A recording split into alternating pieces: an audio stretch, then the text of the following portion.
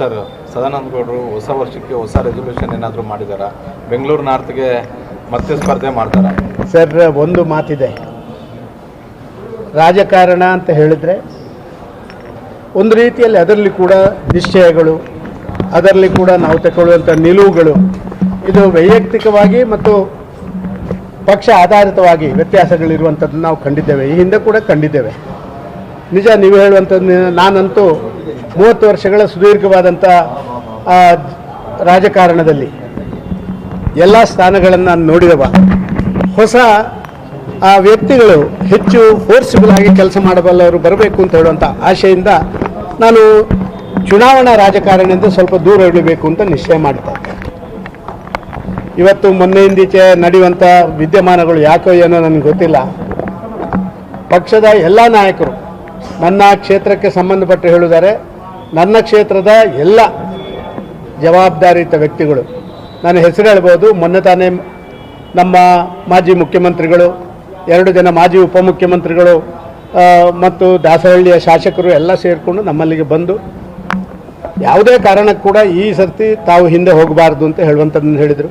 ಸೋಮಶೇಖರ್ ಇವತ್ತು ಬೆಳಿಗ್ಗೆ ನನ್ನ ಹೊಸ ವರ್ಷದ ಶುಭಾಶಯ ಕೋರಿದಾಗ, ಇಲ್ಲ ಸರ್, ಆ ಪ್ರಶ್ನೆಯೇ ಉದ್ಭವ ಆಗುವುದಿಲ್ಲ ಅಂತ ಹೇಳುವಂಥದ್ದು. ಭೈರತಿ ಬಸವರಾಜರು ಹೇಳಿದ್ದು. ನಿನ್ನೆ ನಾನು ಬ್ಯಾಟರಾಯನಪುರಕ್ಕೆ ಹೋಗಿದ್ದೆ.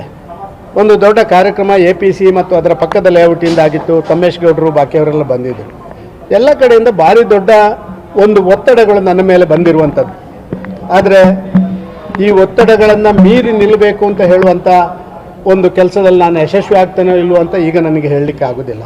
ಪಕ್ಷ, ಪಾರ್ಟಿ ಮತ್ತು ನನ್ನ ಆ ಒಂದು ಮತದಾರರು ಬಾಕಿಯವರು, ನಿನ್ನೆ ಒಬ್ಬ ಕಾಂಗ್ರೆಸ್ನ ಪ್ರಮುಖ ನೇತಾರರು ಬಂದು ಆ ಸಭೆಯಲ್ಲೇ ಬಂದು, ಇಲ್ಲ ಸದಾನಂದ ಗೌಡರೇ ನಿಲ್ಲಬೇಕು ಅಂತ ಹೇಳುವಂಥ ಮಾತನ್ನು ಹೇಳಿರುವಂಥದ್ದು ನನ್ನ ಮನಸ್ಸಿಗೆ ತುಂಬ ಸಂತೋಷ ತಂದಿದೆ.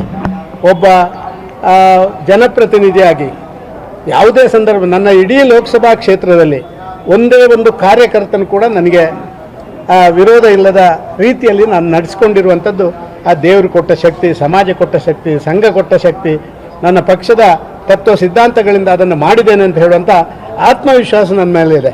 100 ಆರೋಪಗಳು, ಅಪವಾದಗಳು, 100 ವಿಚಾರಗಳು ಬಂದಾಗ ಕೂಡ ಧೃತಿಗೆಡದೆ ನನ್ನ ಕೆಲಸ ಮಾಡಿದ್ದೀನಿ. ಮುಖ್ಯಮಂತ್ರಿ ಸ್ಥಾನದ ಕೆಳಗಿಳಿದ ಮೇಲೆ ಕೂಡ ನಾನು ನನ್ನ ಕರ್ತವ್ಯವನ್ನು ಯಾವುದೇ ಬೇಸರ ಇಲ್ಲದೆ ಮಾಡಿದ್ದೀನಿ. ಲೋಕಸಭೆಯಲ್ಲಿ ನನ್ನ ಮಂತ್ರಿ ಸ್ಥಾನ ರೀಶಫಲ್ ಆದ ಮೇಲೆ ಕೂಡ, ಆ ರೀಶಫಲ್ ಆದಮೇಲೆ ನನಗೆ ಇನ್ನಷ್ಟು ಹೆಚ್ಚು ನನ್ನ ಕ್ಷೇತ್ರಕ್ಕೆ, ಪ್ರತಿಯೊಂದು ವಿಧಾನಸಭಾ ಕ್ಷೇತ್ರಕ್ಕೆ ಒಬ್ಬ ಮಂತ್ರಿಯಾಗಿದ್ದುಕೊಂಡು ಪ್ರತಿಯೊಂದು 8 ವಿಧಾನಸಭಾ ಕ್ಷೇತ್ರಕ್ಕೆ ಪ್ರತಿ ವರ್ಷ 100ಕ್ಕಿಂತ ಹೆಚ್ಚು ಕಾರ್ಯಕ್ರಮದಲ್ಲಿ ಹೋಗಿದ್ದೇನೆ ಅಂತ ಹೇಳುವಂಥ ದಾಖಲೆ ನನ್ನಲ್ಲಿದೆ. ಇದೊಂದು ಸಂಬಂಧಗಳನ್ನು ಚೆನ್ನಾಗಿಟ್ಟುಕೊಂಡಿದ್ದೇನೆ, ವಿಶ್ವಾಸಗಳನ್ನು ಗಳಿಸಿದ್ದೇನೆ. ಯಾವುದೇ ಕೆಲಸ ಕೇಂದ್ರ ಸರ್ಕಾರದ ರಾಜ್ಯಕ್ಕೆ ಬರುವಂಥದ್ದು ನಾನು ಅದನ್ನು ಹೇಳಿಕೊಂಡು ಹೋಗಿಲ್ಲ. ನಾನು ಪ್ರಚಾರದಲ್ಲಿ ಸ್ವಲ್ಪ ಹಿಂದೆ, ನೇರವಾಗಿ ಮಾಧ್ಯಮದವರು ಬಂದ ಕೂಡಲೇ ಹಾರಿ ಬಿದ್ದು ಅವರಿಗೊಂದು ಸ್ಟೇಟ್ಮೆಂಟ್ ಕೊಡುವಂಥದ್ದು ಅಥವಾ ನಾನು ಮಾಡಿದ ಕೆಲಸ ಅಂತ ಹೇಳುವಂಥದ್ದು, ಅದು ನನ್ನ ಜವಾಬ್ದಾರಿ. ನನ್ನ ಮನೆಯವರಿಗೆ ನಾನು ಸೀರೆ ತಂದು ಕೊಟ್ಟಿದ್ದೀನಿ ಅಂತ ನಾನು ಹೇಳುವಂಥದ್ದಲ್ಲ. ಅವರು ಉಟ್ಟ ಸೀರೆಯನ್ನು ಸಮಾಜ ನೋಡಿ ಹೌದು ಅಂತ ಹೇಳುವಂಥದ್ದನ್ನು ಹೇಳಬೇಕು. ಆದ ಕಾರಣ ಇವತ್ತು ಪ್ರಚಾರ ಪ್ರಿಯ ರಾಜಕಾರಣ ಜಾಸ್ತಿ ಆಗ್ತಾ ಇರುವಂಥದ್ದು.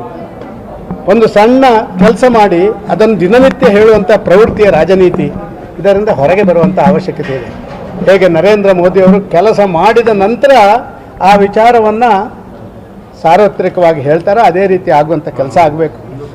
ನೀವು ಕೇಳಿದ ಪ್ರಶ್ನೆಗೆ ಈ ಹಂತದಲ್ಲಿ ನಾನು ಏನು ಉತ್ತರ ಕೊಡಲಿಕ್ಕೆ ಇಷ್ಟಪಡೋದಿಲ್ಲ. ಕಾಲ ಕೂಡಿ ಬರಲಿ, ಏನಾಗುತ್ತೆ ಅಂತ ನೋಡೋಣ. ಆದ ಕಾರಣ ಅಡ್ಡಗೋಡೆಯ ಮೇಲೆ ದೀಪ ಇಟ್ಟಿದ್ದೇನೆ ಅಂತ ತಾವ್ಯಾರು ತಿಳ್ಕೊಳ್ಳೋದು ಬೇಡ.